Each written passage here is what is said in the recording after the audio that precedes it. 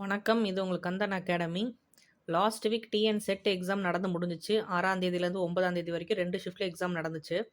இந்த எக்ஸாமுக்கான answer key challenge கொடுத்துருந்தாங்க. Date March 13லேருந்து 15ஆம் தேதி வரைக்கும். இந்த எக்ஸாம் எழுதின அத்தனை பேருக்குமே தெரியும், அந்த ஆன்சர் கீழே அவ்வளோ மிஸ்டேக்ஸ் இருக்குது. சில்லி மிஸ்டேக்காக கொடுத்து வச்சுருக்காங்க. தெரிஞ்ச ஆன்சர், காமனான ஆன்சர் கூட சரியாக இல்லை அந்த இடத்துல.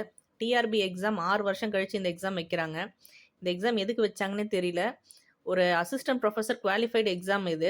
ஒரு அசிஸ்டன்ட் ப்ரொஃபஸர் லைஃபே இவங்க இவ்வளோ காமெடியாகவும் இவ்வளோ ஜோக்காகவும் எடுத்துகிட்டு போகிறாங்கன்னா, இதுக்கப்புறம் காலேஜ் டிஆர்பி வைக்கிறாங்க, பிஜி டிஆர்பி வைக்கிறாங்கிறாங்க.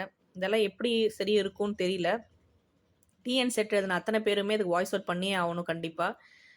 6 வருஷம் கழித்து வரனால மட்டும் சொல்லலை. இதுக்கு நம்ம 2000 ருபீஸ் பே பண்ணியிருக்கோம். நம்ம ஃப்யூச்சர் தமிழ்நாடு எஜுகேஷன் சிஸ்டம் எப்படி மாறப்போகுதுன்னு தெரியல. சின்ன சின்ன மிஸ்டேக்கை இவங்களால சரி பண்ண முடியலன்னா பெரிய மிஸ்டேக் இவங்க எப்படி சரி பண்ணுவாங்கன்னு தெரியல. கண்டிப்பாக வாய்ஸ் அவுட் பண்ணி ஆகணும். நம்ம ஃப்யூச்சருக்காகவும் நம்ம கெரியருக்காகவும் நம்ம கண்டிப்பாக வாய்ஸ் அவுட் பண்ணணும். கந்தன் அகாடமி கம்ப்ளைண்ட் பண்ணியிருக்கோம். சிஎம் செல்லுக்கும் கம்ப்ளைண்ட் பண்ணியிருக்கோம். டிஆர்பிக்கும் கம்ப்ளைண்ட் பண்ணோம். டிஆர்பியில் ப்ராப்பரான ரெஸ்பான்ஸ் இல்லை. டிஎன் செட் எழுதின அத்தனை பேருமே வாய்ஸ் அவுட் பண்ணுங்கள். இதுக்காக ஆன்சர் கீழே அவ்வளோ மிஸ்டேக்ஸ் இருக்குது. ரிசல்ட் விட்டுட்டு ஆன்சர் கீழே நீங்கள் சேலஞ்ச் பண்ணலன்னு சொல்லக்கூடாது. அவங்க இதுக்கான கன்சர்னை கண்டிப்பாக எல்லோரும் ஸ்டாண்ட் அவுட் பண்ணி நிற்கணும். கந்தன் அகாடமி நின்றுட்டுருக்கோம் இப்போ வரைக்குமே.